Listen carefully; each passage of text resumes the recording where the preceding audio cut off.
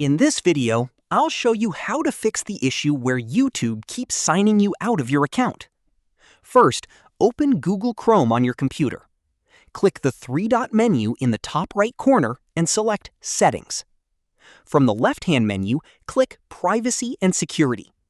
Next, click Delete Browsing Data. Set the time range to All Time, then check the boxes for Browsing History, Cookies and other site data, and cached images and files. Click Delete Data and wait for the process to complete. Keep in mind that clearing cookies will sign you out of your Google accounts. Once the data has been cleared, go to the Google homepage. Click Sign In the top right corner. Sign in using the same Google account that's linked to your YouTube channel. After signing in, open the YouTube website. You should now be signed in automatically.